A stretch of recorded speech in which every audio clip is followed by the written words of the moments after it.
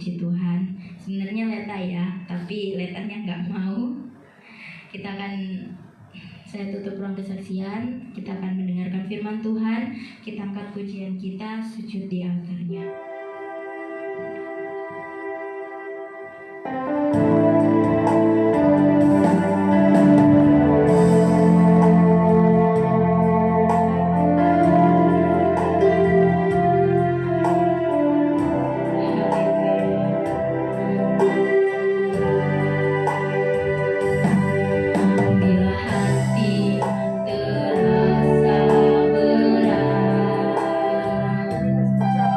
Terasa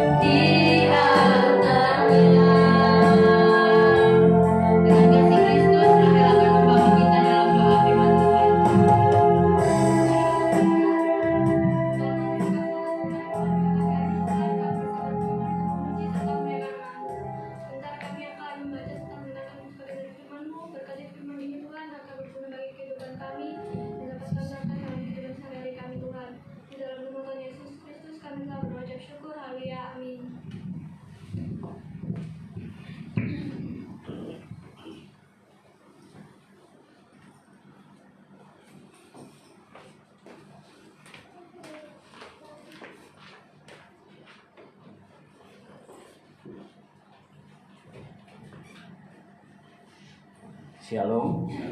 Selamat pagi Bapak Ibu yang dikasih Tuhan. Bagaimana kabarnya? Sehat semuanya? Puji Tuhan. Lagu kita yang terakhir, mujizat terjadi saat kita datang di altarnya. Dan hari ini saya mengajak Anda tentang mujizat itu yang bisa kita alami ketika kita menghampiri Tuhan dan memberikan seluruh pengharapan kita hanya kepada Tuhan. Bersama-sama kita membuka dalam kitab Injil Markus pasal yang kelima. Kita membaca bersama-sama di ayat yang ke-25 sampai ayat yang ke-34. Anda simak dari Alkitab masing-masing. Saya akan membacakannya untuk Bapak Ibu semuanya. Adalah di situ seorang perempuan yang sudah 12 tahun lamanya menderita pendarahan.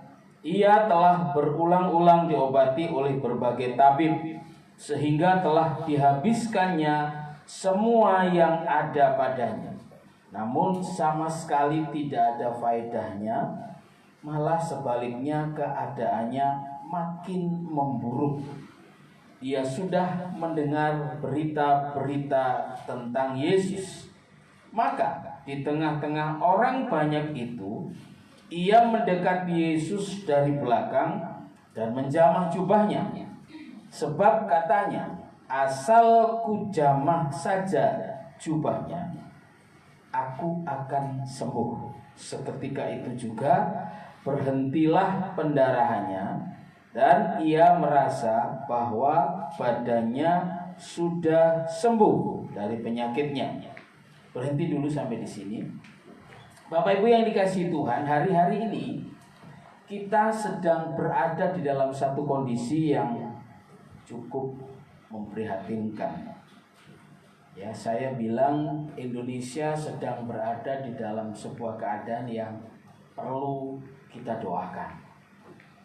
Pandemi COVID belum selesai, disusul dengan begitu banyaknya aksi demonstrasi para buruh menentang Omnibus Law atau Undang-Undang Cipta Kerja yang baru ditandatangani dan disahkan oleh DPR beberapa hari yang lalu. Begitu diketok palu, hari itu juga tanggal 6 Oktober kemarin sampai tanggal 8 terjadi demo besar-besaran. Dengan berita yang saya tidak tahu jelas, ya, yang saya dengar sih undang-undang itu untuk buruh tidak ada perubahan sama sekali. Tetapi berita yang beredar di bawah katanya semua hak buruh dikekang gitu ya, cuti tidak boleh, THR juga mulai dikurangi, PHK lebih mudah dan sebagainya. Padahal klarifikasi dari Bapak Jokowi tidak seperti itu. Saya tidak membahas Omnibus Law, saya di luar itu jauh, saya tidak paham. Tetapi apa yang kita alami ini yang kita bahas.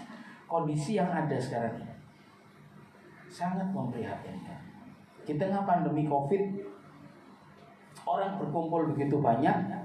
Kita tinggal menunggu 3-4 hari ke depan apakah jumlah pasien COVID bertambah atau tidak. Kalau tidak bertambah, berarti COVID ini hanya sebuah dongeng saja gitu ya. Segitu banyak saudara saya Indonesia. Sudah tidak ada jarak. Kalau Anda lihat tayangan televisi atau foto-foto yang beredar di sosial media, Anda bisa melihat orang sudah tidak ada jarak sama sekali. Nah, kondisi ini yang sedang kita alami, kondisi yang sangat menyesakkan, kondisi yang sangat membuat kita tidak bisa apa-apa selain berharap kepada Tuhan. Dan ini yang akan kita bahas, pengharapan kita kepada Tuhan. Kondisi yang apapun yang sedang kita alami, kita jangan pernah kepada Tuhan. Kembali kepada cerita ini. Saya yakin cerita ini bukan cerita asing buat Anda, tetapi kita kembali belajar. Cerita ini, di dalam satu perikop ini ada dua peristiwa sebenarnya yang terjadi. Ya, Yesus ketika sedang berjalan bersama dengan murid-muridnya mengajar banyak orang, datanglah Yairus, kepala rumah ibadat, datang dan bersujud di kaki Yesus, sujud di altarnya. Ya, sujud di depan kaki Yesus dan meminta tolong kepada Yesus supaya menyembuhkan anaknya. Anaknya sedang sakit keras, hampir mati. Jadi Yesus punya pekerjaan menyembuhkan anaknya Yairus. Sementara dia berjalan ke arah rumah Yairus, ada seseorang perempuan, ya, wanita mengalami pendarahan. Dan pendarahan itu nggak tanggung-tanggung, 12 tahun. Overmenstruasi mungkin kalau saya bisa bilang ya dalam bahasa sekarang ini, bleeding dari menstruasi yang tidak berhenti selama 12 tahun. Ibu-ibu, saya tidak pernah menstruasi, saya tidak pernah pendarahan, jadi saya tidak tahu. Ibu-ibu yang tahu bagaimana rasanya. Istri saya pernah mengalami pendarahan waktu melahirkan anak kami yang ketiga, adiknya Samuel, kokonya Chris.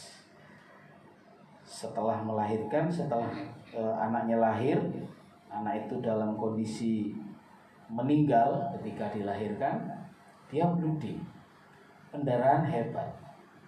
Sampai saya harus bolak-balik ke PMI untuk membeli darah. Dan dia habis 14 kantong darah, 14 kantong. Ya, 14 kantong itu berarti berapa ya? 12 3,5 liter. 3,5 liter masuk ke dalam darahnya. Hanya 2 minggu di rumah sakit. Tapi sudah membuat kami was-was. Saya terutama berpacu dengan spot jantung lah istilahnya. Cari darah, tungguin, ya. Bahkan dokter mengatakan persentase dia hidup itu hanya 40%, 60%-nya itu innalillahi. Tapi ya puji Tuhan, mujizat terjadi saat datang di altarnya. Dia sembuh, hidup sampai sekarang. Dan hari ini, kemarin tepatnya, kami berulang tahun pernikahan yang ke-23. Ini sekaligus kesaksian kami ya. Perjalanan hidup yang luar biasa, yang kami tidak hanya melewati ombak kecil, tapi juga ombak yang cukup besar. Bahkan mungkin hampir mendekati tsunami, luar biasa, digoncang. Tetapi puji Tuhan, ada Yesus di sana, sehingga hidup rumah tangga kami selamat sampai hari ini. Ini kesaksian kami, dan Tuhan memberkati. Buktinya apa? Kalau Anda melihat postingan istri saya di WA-nya, badan saya dulu kecil, tapi sekarang saya bisa menyanyi. Badanku dulu tak begini, tapi kini tak cukup lagi. Ya, luar biasa berkat Tuhan menyertai kami. Bapak Ibu yang dikasihi Tuhan, perempuan ini 12 tahun. Ibu-ibu pernah mengalami pendarahan? Ada yang pernah mengalami pendarahan? Penyakit ini mungkin tidak membawa kematian. Ya, mungkin tidak membawa kematian, tetapi cukup merepotkan. Mengapa? Saya ajak Anda membaca kitab Imamat pasal yang ke-15. Dulu penyakit ini belum ada obatnya, Bapak Ibu. Sehingga perempuan ini harus kehilangan begitu banyak biaya, sehingga Alkitab mengatakan dihabiskannya miliknya, tapi keadaannya bukan membaik, malah memburuk. Pasal 15 dari kitab Imamat, kita baca ayat 25. Saya baca. apabila seorang perempuan berhari-hari lamanya mengeluarkan lelehan, yakni lelehan darah yang bukan pada waktu cemar kainnya. Jadi ini di luar menstruasi bulanan. Menstruasi bulanan ada hukumnya di atasnya, dan ini di luar, karena apabila seorang perempuan berhari-hari lamanya mengeluarkan lelehan, yakni lelehan darah yang bukan pada waktu cemar kain. Cemar kain itu maksudnya siklus haid wanita, ya. Atau apabila ia mengeluarkan lelehan lebih lama dari waktu cemar kainnya, maka selama lelehannya yang najis itu, perempuan itu adalah seperti pada hari-hari cemar kainnya, yakni ia najis. Setiap tempat tidur yang ditidurinya, selama ia mengeluarkan lelehan, haruslah baginya seperti tempat tidur pada waktu cemar kainnya. Dan setiap barang yang didudukinya menjadi najis, sama seperti kenajisan cemar kainnya. 27. Setiap orang yang kena kepada barang-barang itu menjadi najis, dan ia harus mencuci pakaiannya. Ia itu orang yang kena ini tadi, ya, mencuci pakaiannya, membasuh tubuhnya dengan air, dan ia menjadi najis sampai matahari terbenam. Jadi orang yang sakit pendarahan ini dalam keadaan najis. Setiap barang yang disentuhnya, kursi, tempat tidur, di mana dia duduk, itu najis. Kalau kursi itu diduduki perempuan ini, kursi ini menjadi najis. Lalu saya duduk di kursi itu, saya juga menjadi ketularan najis. Saya berdiri, lalu orang lain duduk juga di situ, orang itu menjadi najis. Dan yang najis ini tidak bisa beribadah kepada Tuhan. Ini ketetapan. Ini peraturan dari hukum Taurat dan dipakai oleh saudara kita, umat Muslim. Kalau perempuan haid, mereka tidak bisa sholat, betul ya? Ini peraturan, ini memang hukum Taurat. Dan Anda bisa bayangkan kalau ini terjadi 12 tahun. 12 tahun lamanya. Apakah dia tidak ingin sembuh? Kita kembali kepada kitab Markus tadi.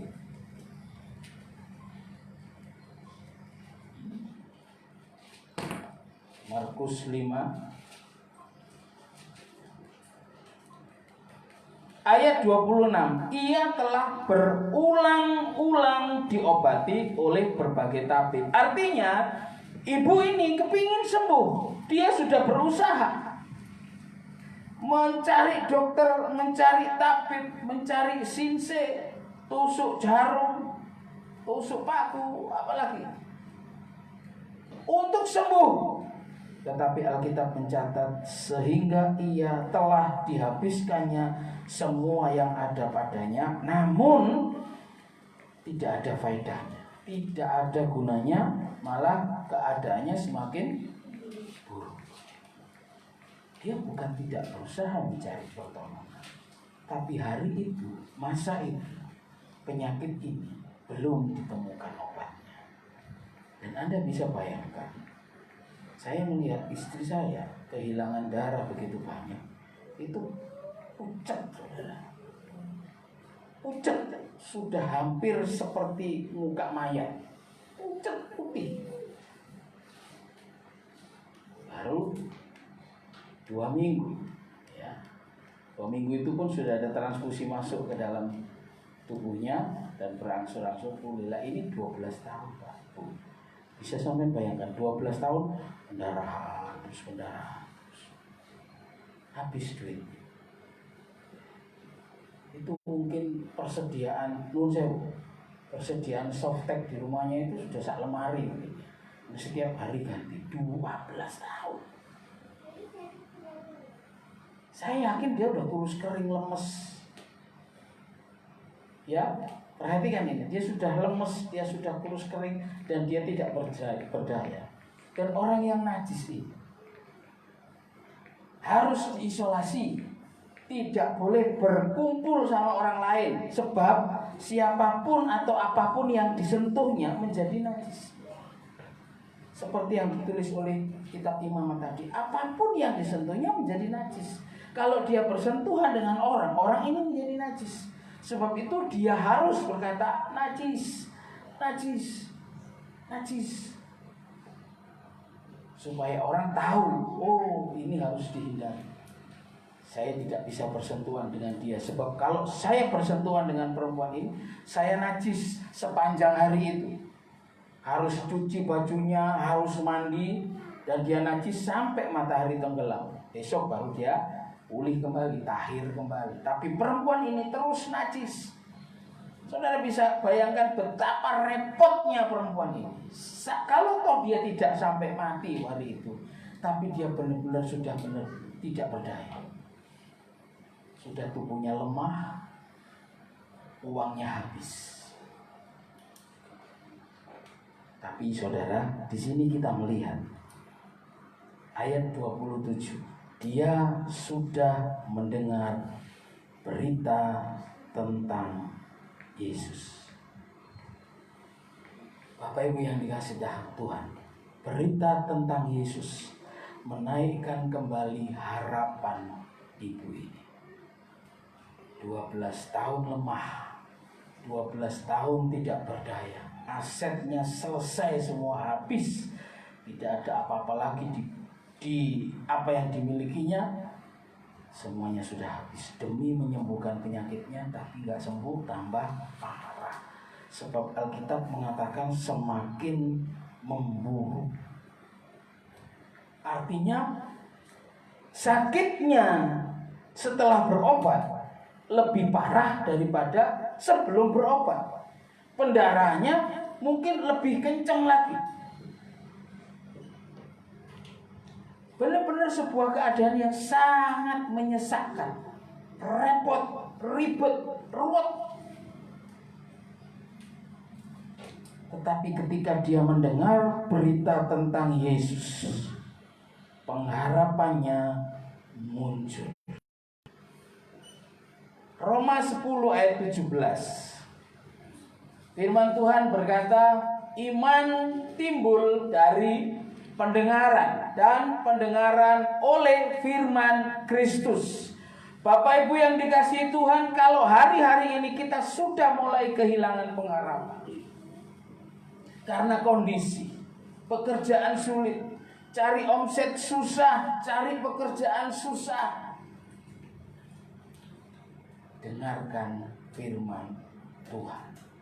Semakin sering mendengar firman Tuhan, semakin kuat iman kita. Sebab iman timbul dari pendengaran akan firman Tuhan.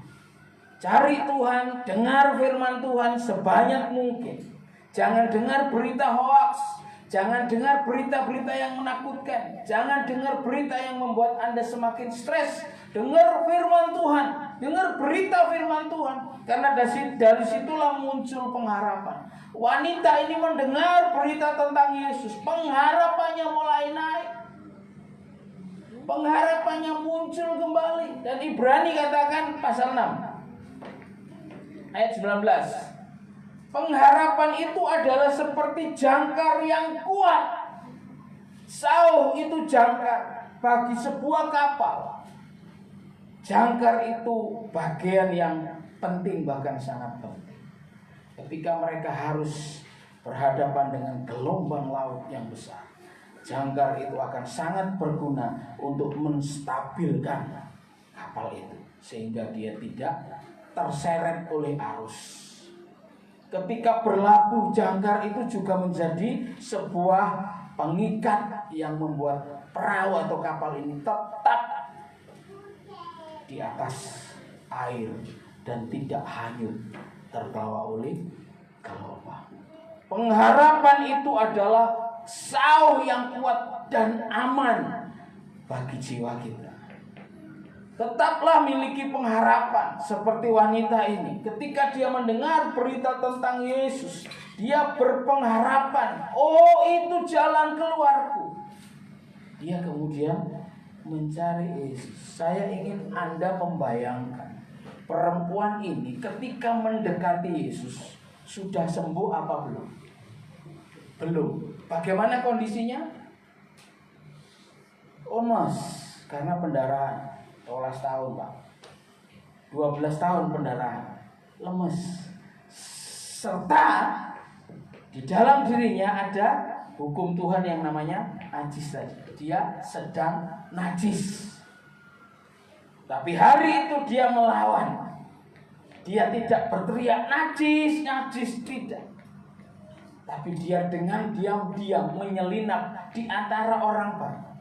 Kalau ikut hukum Taurat, orang-orang yang bersenggolan dengan dia najis semua. Tapi dia tidak peduli. Dia mendekati Yesus, mengendap-endap, menyelinap di antara orang banyak, mendekati Yesus. Walaupun dari belakang, dia mendekati Yesus dengan iman. Asal ku jamah saja jubahnya, aku sembuh.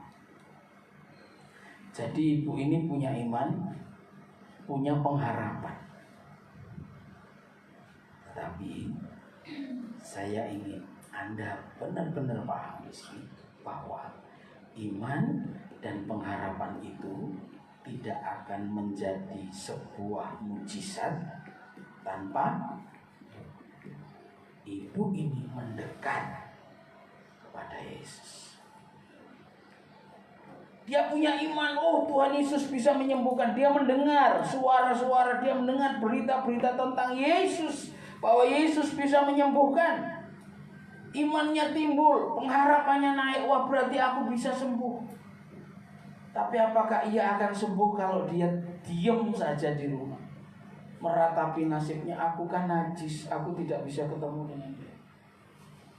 Modalnya nekat, asli orang Surabaya ini. Bonek dia, modal nekat, dia mendekati Yesus walaupun dari belakang. Dia pergi mengendap-endap di antara kerumunan orang banyak.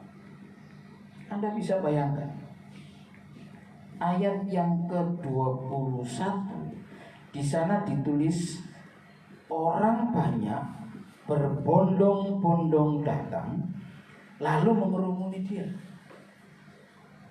Saya ingin Anda sedikit berimajinasi ya, membayangkan. Orang banyak berbondong-bondong datang mengerumuni Yesus. Yang mengerumuni Yesus berapa? Berapa? Banyak.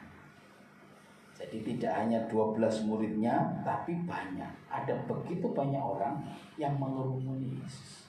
Untuk bisa sampai kepada Yesus yang ada di pusat kerumunan itu, ibu ini harus berusaha keras. Minyak, tahu minyak ya? Bahasa Inggrisnya apa minyak? Minyak kerumunan itu, saudara, menembus kerumunan itu dengan kondisi tubuh yang lemah. Ada usaha yang keras yang dia tunjukkan melalui perbuatan. Iman tanpa perbuatan, Yakobus pasal 2 katakan itu kosong, mati. Jadi iman dan pengharapan itu menjadi sebuah mujizat yang besar. Mujizat terjadi di altar Tuhan ketika kita datang kepada-Nya. Pujian kita yang terakhir. Ketika kita datang kepada-Nya. Perempuan indah minta, Yesus sembuhkan saya seperti Bartimius. Perempuan ini cuma percaya. Tak ceklai pucuke bajune Yesus, aku pasti sembuh.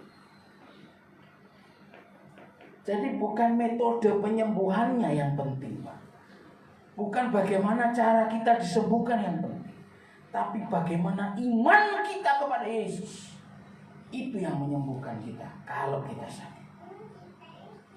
Iman itu yang menyembuhkan, tapi harus bergerak, datang mendekat kepada Yesus. Kalau cuma dari jauh, Tuhan Yesus tolong, nggak pernah mendekati Tuhan. Kita nggak pernah sampai di altar Tuhan.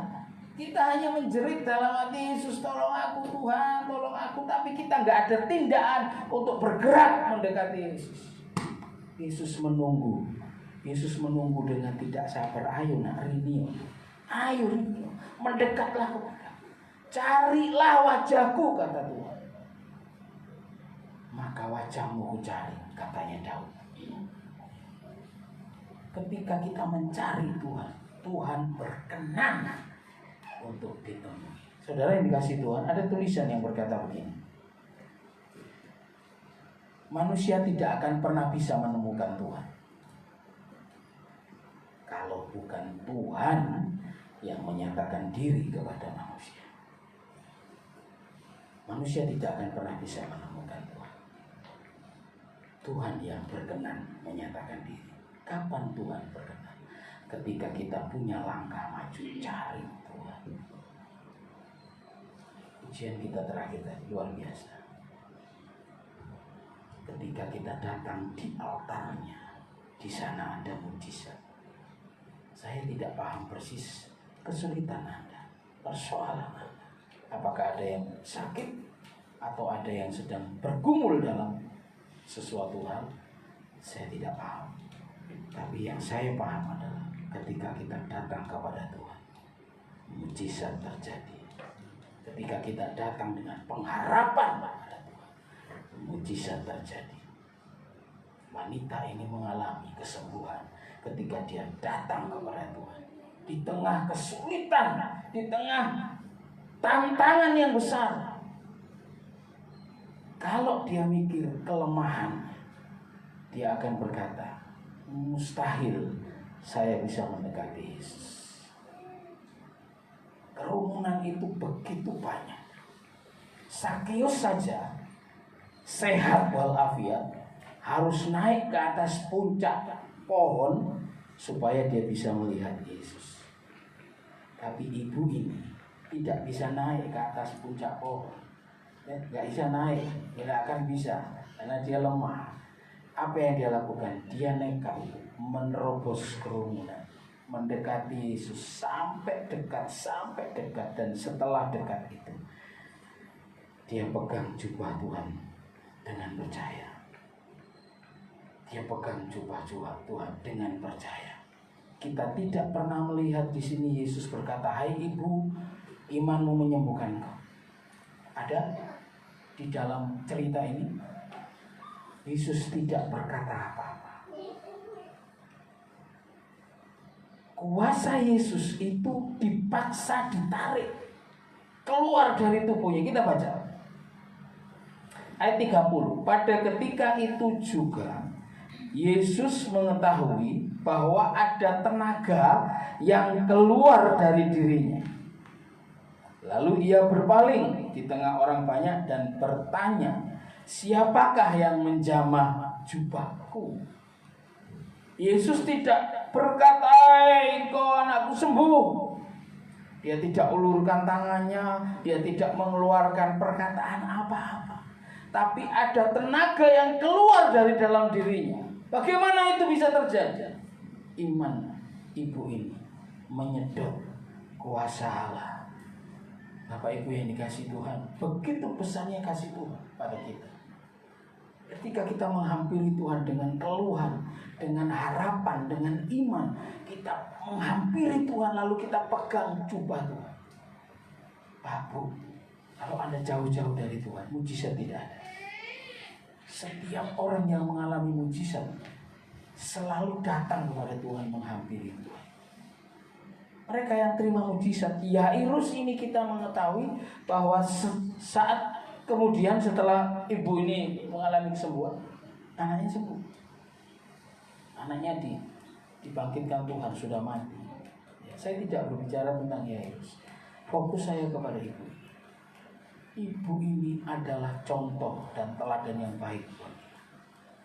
Persoalan kita banyak, iya. Tantangan kita besar, iya. Seperti ibu ini, kondisi badan kita lemah, harus menerobos kerumunan dengan hukum yang mengikat.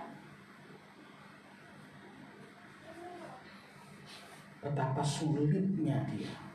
Kalau dia berpikir macam-macam, berpikir tentang tubuhnya yang lemah, berpikir tentang ketidakberdayaannya, berpikir tentang hukum Taurat yang mengikat, sampai mati dia tidak akan sembuh. Tapi ketika dia bergerak dengan iman, pokoknya aku harus ketemu Yesus. Gak berhadapan muka, gak popo, tak pegang saja ujung jubahnya, aku pasti sembuh. Ini iman, Pak. Ini iman. Luar biasa. Seketika itu juga berhentilah pendarahannya dan ia merasa bahwa badannya sudah sembuh dari penyakit. Ribuan, ratusan, jutaan uang dikeluarkan, tidak sembuh.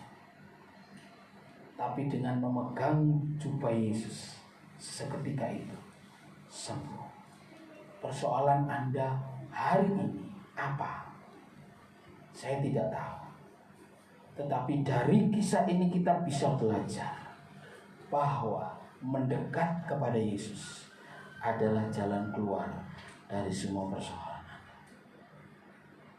Jangan pernah bingung dengan kondisimu. Aduh, aku lemah. Aku gak iso nang gereja, aku lemah, aku sakit. Aku tidak bisa melangkah. Mendekatlah kepada Yesus dan pegang jubahnya. Dan apapun persoalan selesai di tangan Tuhan. Ini bukan janji saya, ini janji Tuhan.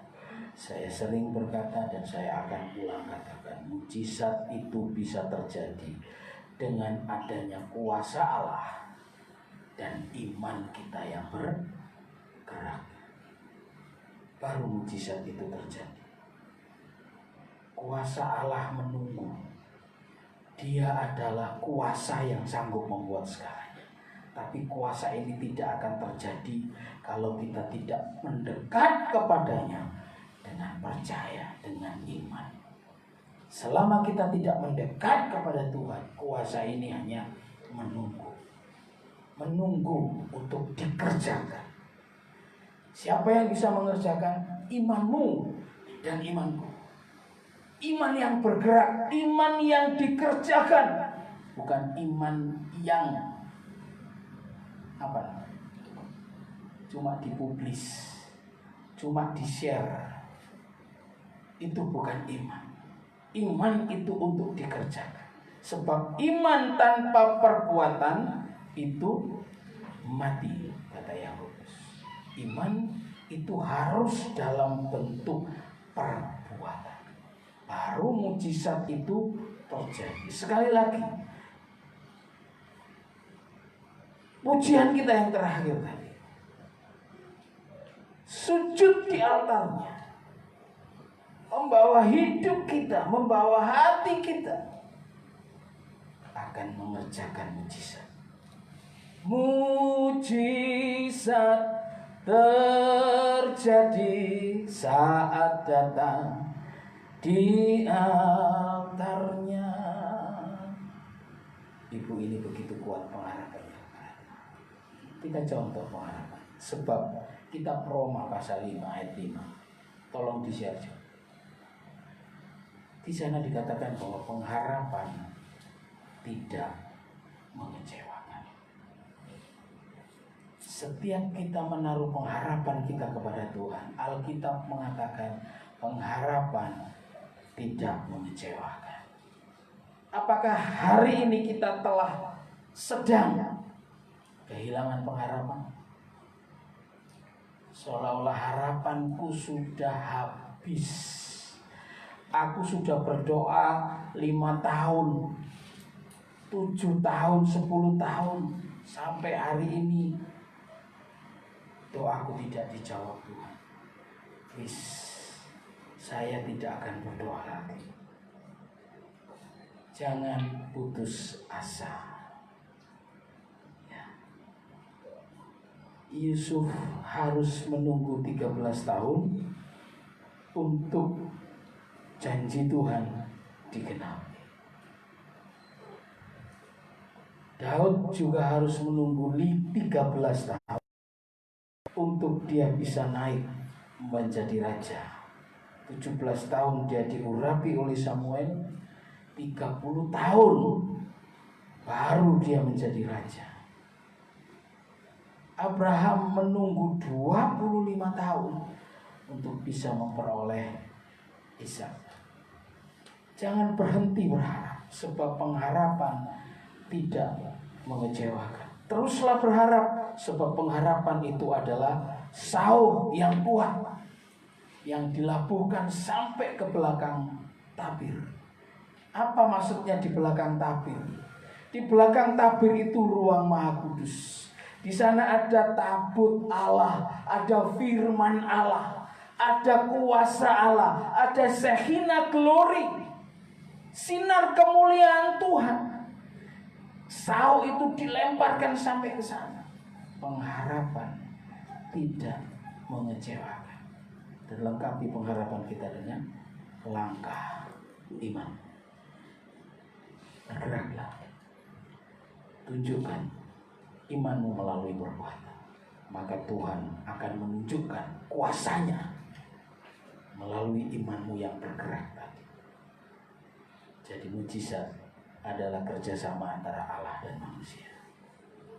Mujizat adalah kuasa Allah dan iman kita. Mujizat pasti terjadi buat orang-orang yang berpengharapan kepada Tuhan. Hari ini kalau pengharapan kita mulai pupus, mulai hangus, mulai kering dan layu, bangkitkan kembali pengharapan. Kondisi di sekitar kita memang tidak mendukung. Kondisi yang ada di sekitar kita memang sangat berat. Makanya jangan melihat dengan mata, maksudnya mata jasmani. Jangan mendengar dengan telinga jasmani. Itu akan membuat kita jadi semakin lemah. Tapi lihatlah dengan mata rohani. Sesuatu yang tersembunyi, yang Tuhan sediakan buat orang yang percaya kepadanya. Tuhan akan buat mujizat. Mari kita bangkit berdiri. Kita angkat pujian kita yang terakhir. Bila hadir terasa,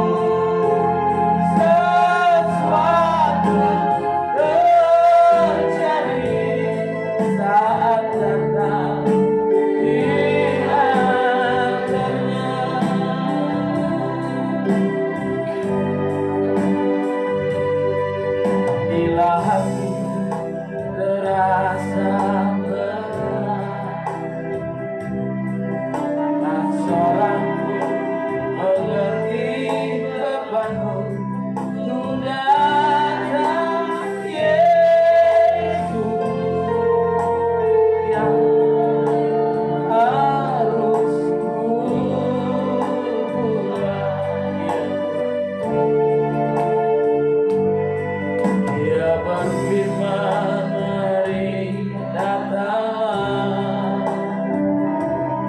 Dia selalu pedulikan aku.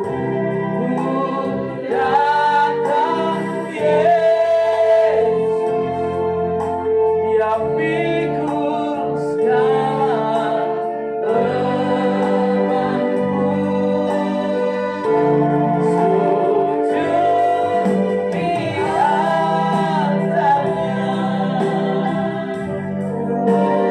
bawa hidupku. Ku terima anugerahnya, Dia ampuniku dan bebaskanku. Dia ubah hidupku,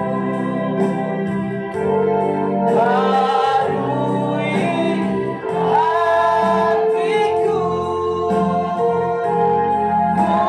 Mujizat terjadi saat datang di altarnya. Sujud di altarnya, sujud di altarnya. Ku bawa hidupku. Ku terima anugerahnya, Dia ampuniku dan bebaskanku.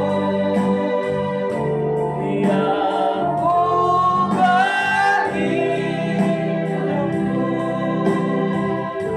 barui hatiku. Mujizat terjadi, mujizat terjadi saat datang di altarnya. Mujizat terjadi,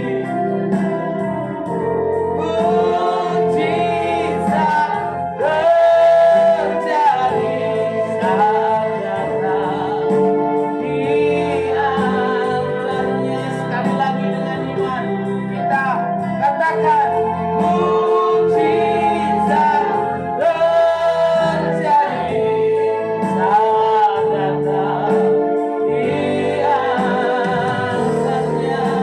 Hampiri altar Tuhan secara pribadi, puji sembah Dia, haleluya.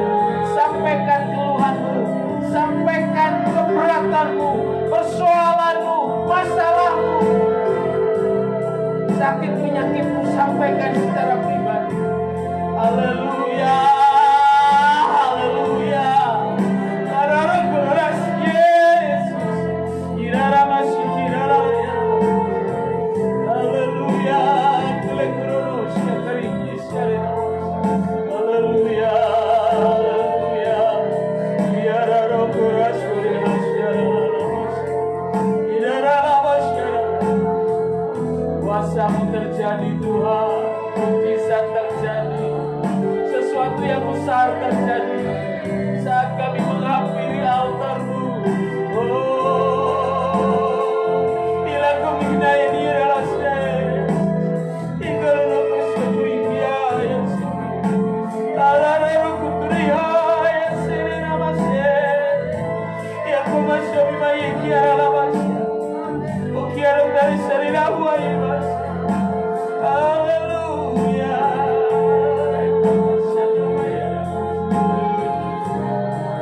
Haleluya. Alara kutua kusani. Kiara kutu serena. Kiara kushikta. Haleluya.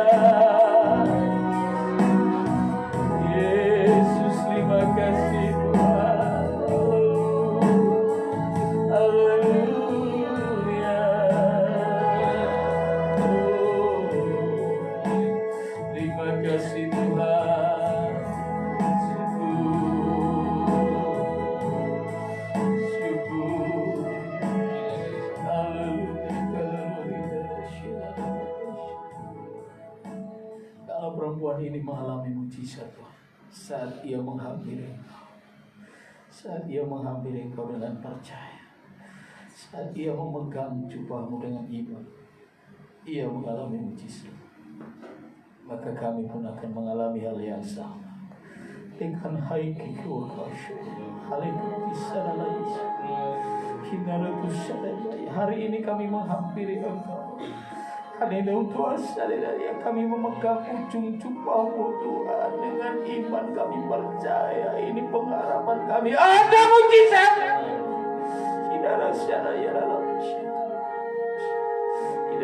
Kami tidak hanya sekedar melakukan rutinitas ibadah, tapi kalian itu kusina ini sialah kami menghampiri Kau dengan iman, dengan percaya bahwa akan terjadi mujizat. Yang sakit sembuh, yang berbeban berat dilepas, yang berkekurangan akan dicukupkan. Haleluya. Tidak ada yang mustahil bagimu, Yesus. Engkau Maha Kuasa. Kita bersyukur. Masyumi mahini ya dalam Yesus. Haleluya.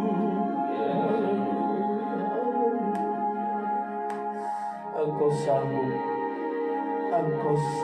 Tuhan memulihkan keadaan kami. Engkau sanggup memulihkan keadaan kami. Seburuk dan seberat apapun sakit kami, persoalan kami, Engkau sanggup memulihkan. Kamu baik Yesus. Kami menaruh pengharapan kami kepadamu Tuhan. Kami tidak putus asa. Kami menolak putus asa. Karena kami punya Tuhan yang besar. Aku punya Tuhan yang besar, yang sudah berjanji terjadi. Memuliakan namamu, menyatakan kebesaran, menjadi mujizat bagi hidup kami. Tidak ada yang mustahil bagi hati yang keras. Engkau sanggup ubahkan, lembutkan. Sakit yang parah Engkau sanggup sembuhkan. Keadaan yang sulit, ekonomi yang parah Engkau sanggup pulihkan. Karena kami punya pengharapan, Allahku di atas segala sesuatu. Terima kasih Roh Kudus. Terima kasih Tuhan Yesus. Terima kasih Bapa untuk firman-Mu pagi hari ini. Terima kasih. Kami sangat bersyukur. Kiranya firman-Mu ini hidup, menghidupkan iman kami, sehingga kami tidak menjadi putus asa di tengah dunia yang sulit ini. Kami tidak kehilangan pengharapan, tapi kami tetap percaya dan menaruh pengharapan kami kepada Tuhan. Sebab pengharapan tidak mengecewakan. Pengharapan adalah sauh yang kuat. Dan kami akan tetap kuat ketika kami terus berpengharapan kepada Tuhan. Terpujilah namamu Bapa. Hamba selesai. Hanya sampai di sini hamba mampu menyampaikan apa yang tertulis di dalam firman-Mu. Biarlah Engkau yang menggenapkan apa yang menjadi kehendak-Mu di dalam hidup kami masing-masing, di dalam hati dan pikiran kami, supaya firman ini menguasai pikiran dan hati kami, dan firman-Mu dapat kami hidupkan melalui hidup kami. Terpujilah namamu Bapa. Demi nama Yesus kami naikkan syukur. Haleluya. Yang diberkati Tuhan sama-sama katakan amin. Silakan duduk kembali. Semoga Bapak Ibu semuanya diberkati oleh firman Tuhan. Pengumuman gereja, selamat ulang tahun untuk keluarga Bapak David. Tolong sampaikan kepada Bapak David ya. Selamat ulang tahun pernikahan, Tuhan berkati ke depan. Selamat ulang tahun juga untuk Aleta. Mungkin masih mau saksi sekali. Puji Tuhan. Anak-anak yang di depan tadi sudah tumbuh ya. Mereka tidak lagi ABG, mereka sudah remaja pemuda ya. Sudah 16 tahun semuanya, tiga-tiganya 16 tahun. Hari ini Aleta 16 tahun 16 tahun. Semuanya sudah 16 tahun. Rachel, Chris 16 tahun. Bentar lagi tahun depan mereka sama-sama punya KTP semuanya ya. Lalu ngurusin, lalu sekolah udah dewe ya. Puji Tuhan Bapak Ibu, doakan mereka untuk terus mengasihi Tuhan dengan sungguh-sungguh, supaya pelayanannya bukan pelayanan daging, tapi pelayanan roh yang memuliakan nama Tuhan ya. Selamat ulang tahun Leta, Tuhan berkati dan jadi semakin setia ya, jadi semakin rajin, jadi semakin dewasa. Puji Tuhan, pengumuman gereja, doa puasa dimulai hari Sabtu jam 11.30 sampai selesai, dilanjut dengan ibadah pra remaja jam 6 sore.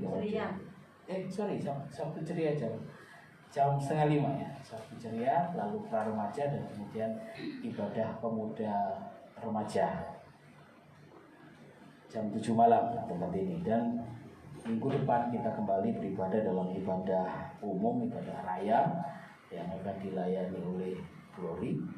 Bisa singernya Ibu Tias. Sakit Bu? Kalian Udina, tolong sampaikan Dina ya. Dina lebih sakit, mungkin Pak Daniel Musasi. Nanti aja, tunggu Ibu ya. Puji Tuhan, itu saja yang bisa saya sampaikan sebagai pengumuman gereja. Kami membutuhkan dukungan doa dari Bapak Ibu semuanya. Tanpa dukungan doa Bapak Ibu, kami merasa lemah. Ya, saya mendoakan Bapak Ibu, demikian juga Bapak Ibu doakan kami supaya kami terus bisa melayani Tuhan. Tantangan yang dihadapi gereja juga bukan hal yang ringan ya, dan luar biasa beban yang ditanggung Tuhan atas kami, tapi sampai hari ini Tuhan masih mampukan kami. Doakan juga rencana kita untuk membongkar tembok ini dan kamar ini, kita akan bongkar untuk membuat ruangan yang lebih luas karena harus physical distancing. Seperti minggu lalu kalau semuanya datang tak muat ya. Mohon maaf pada Bu Deni, minggu lalu harus berada di luar arena tidak bisa masuk karena tidak ada tempat lagi. Jadi doakan, dukung doa dan dukung dana Bapak Ibu untuk rencana membongkar kamar dan tembok ini ya. Itu saja yang bisa saya sampaikan. Saya kembalikan kepada worship leader. Tuhan Yesus memberkati.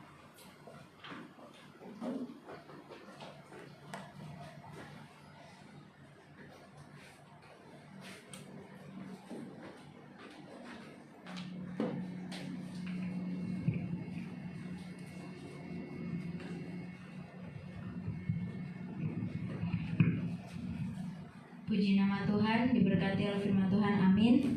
Haleluya. Kita akan menjalankan persembahan kita pada hari ini. Kita angkat pujian kita, Ku Cinta Keluarga Tuhan. Nanti dengan kasih Kristus saya minta Mas Teo sama Cici Jasa Sepin untuk menjalankan persembahan.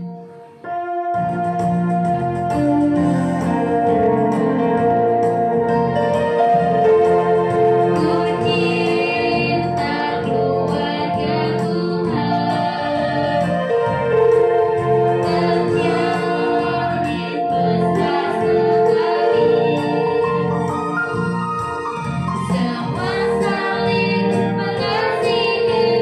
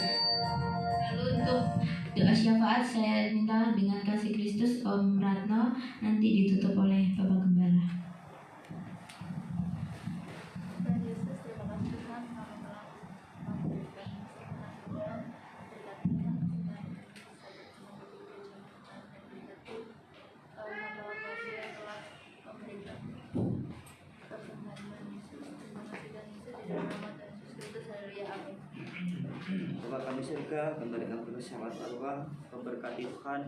Kami berdoa untuk para pemimpin kami Tuhan, tingkat RT RW, tingkat presiden Tuhan, kau berkati para pemimpin kami Bapa, sehingga apa yang diambil untuk keputusan Bapa semata-mata untuk kemuliaan, juga untuk negara ini semakin hari semakin maju Tuhan. Terima kasih Bapa, terima kasih juga kau berkati Tuhan. Untuk keamanan di negara ini Tuhan, kau memberkati Bapa, yang mana kapan hari Tuhan terjadi demo, kami yang percaya bahwa pemerintahan ini Bapa akan aparat Tuhan juga akan kau jadikan berkat bagi mereka untuk menjaga negara ini Tuhan. Terima kasih Bapa, kami juga berdoa Tuhan untuk anak-anak-Mu Tuhan yang berbagian dalam penyampaian kerajaan-Mu tempat ini maupun tempat lain Tuhan. Mereka yang menjadi mahasiswa, memberkati mereka Tuhan, juga penginjil Tuhan, dimanapun mereka berada Tuhan, memberkati mereka sehingga banyak jiwa-jiwa dimenangkan Bapa.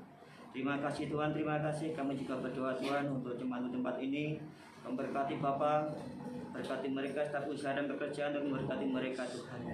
Dan untuk kembali kami Bapa, memberkati pada keluarga, berkati Tuhan dalam kehidupannya Bapa, kesehatannya Bapa, terlebih lagi Tuhan untuk pelayanannya Bapa, semakin hari semakin indah ya Tuhan. Amin, haleluya. Tuhan anak-anak Bapa dan studinya Tuhan, Kau memberkati mereka Haleluya. semuanya. Jadi anak-anak yang takut akan Tuhan. Terima kasih Tuhan, terima kasih juga kami berdoa untuk setiap acara di gereja kami, sekolah minggu, pra remaja, juga ibadah raya Tuhan, Kau memberkati Bapa, sehingga anak-anak-Mu Tuhan semakin rajin untuk beribadah dan menyembah Tuhan, sehingga Tuhan dipermuliakan. Terima kasih Tuhan, kami serahkan doa yang kurang sempurna ini di dalam nama Tuhan Yesus Kristus, kami sebelum berdoa. Haleluya. Ku naikkan syukurku buat hari yang Kau beri, tak habis-habisnya kasih dan rahmat-Mu. Amin Tuhan. Selalu baru dan tak pernah terlambat pertolongan-Mu, besar setiamu di sepanjang amin haleluya hidupku. Besar setiamu di sepanjang hidupku. Kami percaya Tuhan, besar setiamu di sepanjang hidup kami, sebab hidup kami berharga di mata-Mu. Kami bersyukur, kami berterima kasih menjadi bagian di dalam kerajaan-Mu. Bukan karena kami baik, bukan karena kami hebat, bukan karena kami kudus, tetapi oleh kemurahan Tuhan. Dan kami bersyukur hari ini kami bisa mendekati Tuhan, memegang jubah Tuhan.